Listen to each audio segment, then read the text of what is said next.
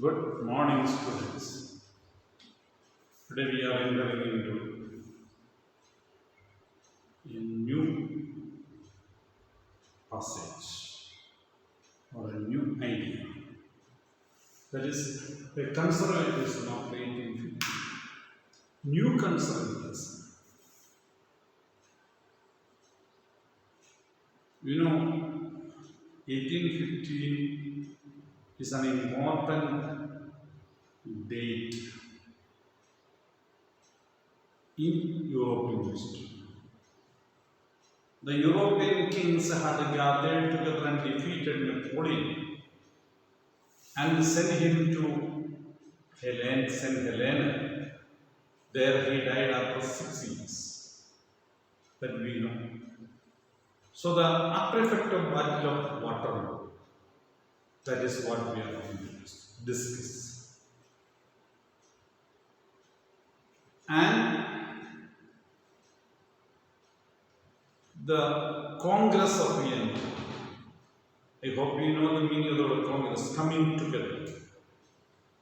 So there was a meeting of all the leaders or the kings who joined together and defeated Napoleon. They met at Vienna. Vienna is the capital of Austria. At that time, Austria-Hungarian Empire was a big empire.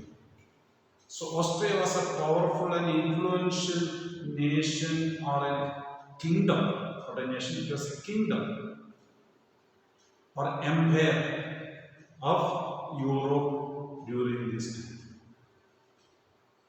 So they defeated Napoleon and they met at Vienna. The main partners who have come along or who are joined together to defeat Napoleon are Britain, Russia, Prussia, modern Germany, Prussia, and Austria. So they all together met at the capital of Austria named Vienna. So they met and what was the main aim of them?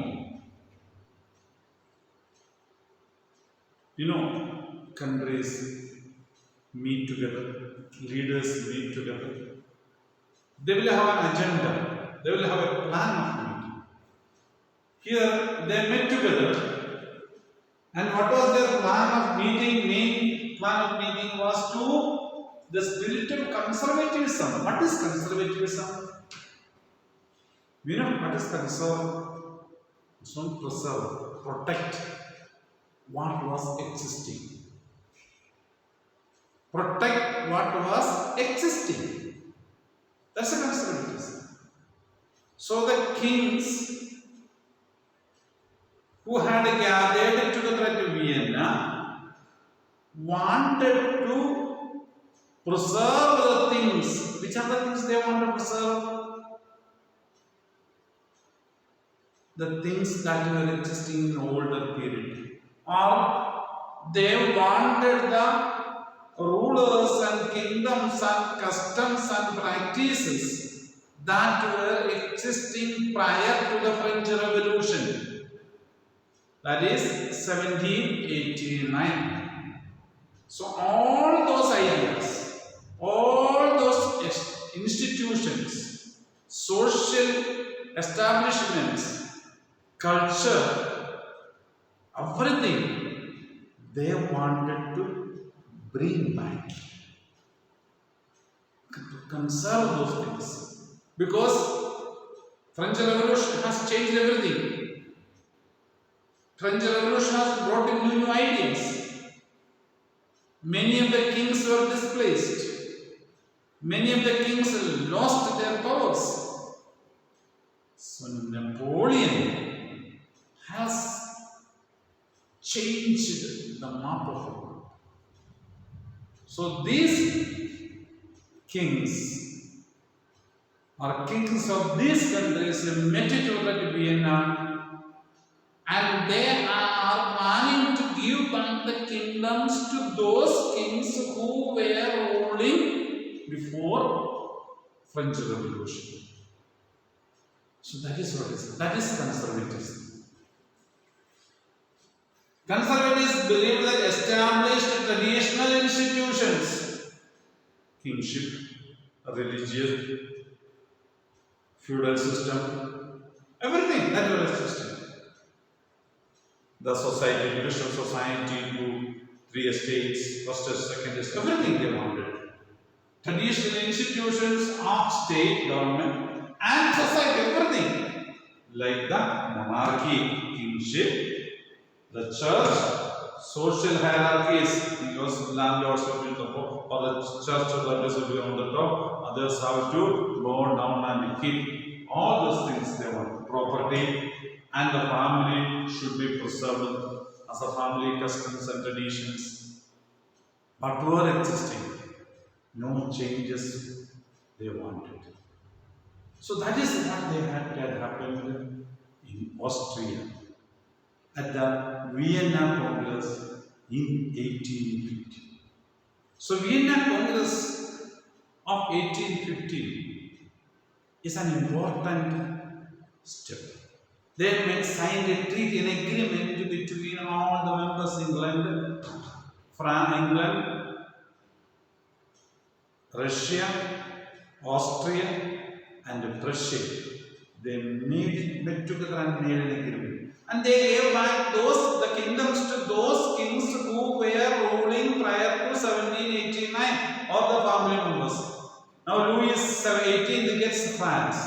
Like that, so many other changes were brought into the French society, European society. So the Congress was voted by Austrian Chancellor Duke Metternich. I hope you understand the meaning of the Chancellor. Chancellor, modern meaning, if you go to German word, is a Prime Minister. Chancellor of Germany, Angela Merkel, is Prime Minister. That's most of the word used. So it's the Central European language. So it's a Chancellor. He was a Chancellor, Prime Minister of Austria, Duke Metternich. He was a host of it. He only organized the meetings. He was controlling the meeting. And he was a conservative who wanted the old kings and traditions and customs should be preserved and kept as it is. He was not ready to change. Most conservatives did not propose return to the society of pre-revolutionists. But even if the conservatives were there, but the kings wanted to go back. Many of the normal conservatives, even if they understood going back prior to 1789 is not 100% profitable, it's not workable. It will go against. But this ruling class wanted to go back.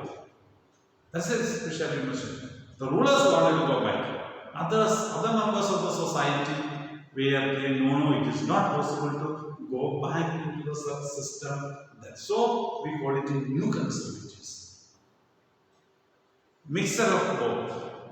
The developmental process and the conservatives. That is why we call it a new conservatism of 1815 we call it.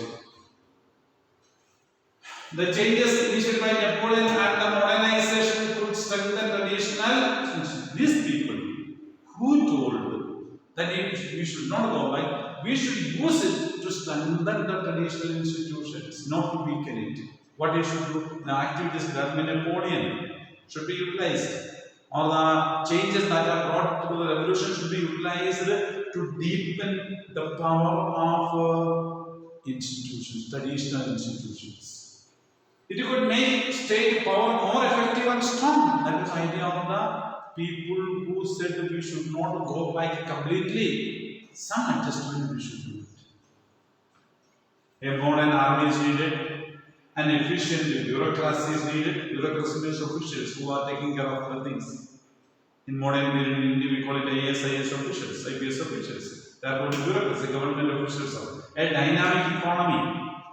Dynamic economy means vibration, changes, any kind of changes are possible to taken care. So dynamic economy and abolition of the feudalism and serfdom would strengthen the autocratic monarchies of Europe because people will like it. So if the serfdom is abolished and if feudalism is abolished, the people will support the kings, they thought. The people will be happy with the kings. So they have given certain advice. Those members who said going back to the old relations is not easy, is not good. So they gave an advice to him, the kings and the persons who were supporting to go back to old tradition that if we go back, this will not create opposite. We want to have a change. So they told them we should have a modern army, efficient bureaucracy, dynamic economy, abolition of feudalism, and saffron. If you do all those things, that would strengthen the monarchies. The rulers, the ruling class would be supported by the people of those countries. That was the idea. Then, the Bourbon dynasty was restored in power in France. Louis XVIII does come back to power in France. Then, France lost the territories annexed by Napoleon. Napoleon had annexed many neighboring kingdoms, but everything was taken back from France and it was given to the original countries who were having it, or kingdoms who were having it. All original kingdoms were given there. Prevented French expansion in future and restricted the king from expanding France.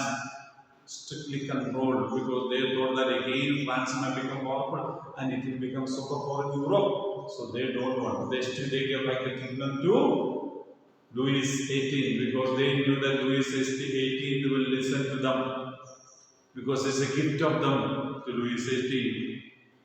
So naturally Louis XVIII do not go against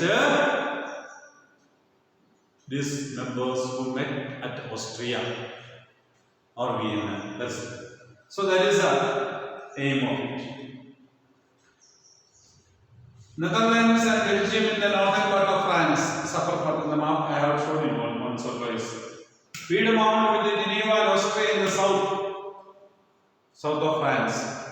Italy and Italy. This part becomes part of Italy. So Piedmont and Geneva. Austria, another country, is a small country. It is on the south of France. Prussia, modern Germany, is in the western part of France. German Confederation of 39 states that had been sent by Napoleon was now we are going to say another step. So they have broken down everything. All these areas were conquered by Napoleon. It has gone back to the original kings. Now, there was an area in the central part of Europe where 13 small kings or small principalities, we can say districts were there. Those 39 districts were put together by Napoleon and it was called the German Confederation. The language spoken in that area was known as German. So Napoleon has told that there is a German Confederation and one of his friends has put as a king in that area. Now, king was removed, but the Austrian leaders or the leaders who met in Austria or who attended the Vienna Congress did not break up the 13 confederations. So it has helped them to be united, to come together. We are going to see the unification of Germany because of that. So now Germany is divided into so many small kingdoms. We can see that Germany comes together. In the east, Russia and Poland was there. Poland and Russia was given part of Poland and told Russia to take care that France did not enter on Russian area. Poland was divided and given to Russia someday. Prussia was given portion of Saxony. It is a part of Saxony. Later becomes part of France later. But it is Saxony is given to Prussia. That becomes Germany. Okay. Conservatism regimes did not tolerate criticism and dissent. No, the autocratic rulers, their natural tendency is nobody should question them. They are absolutely right. They cannot do any mistakes.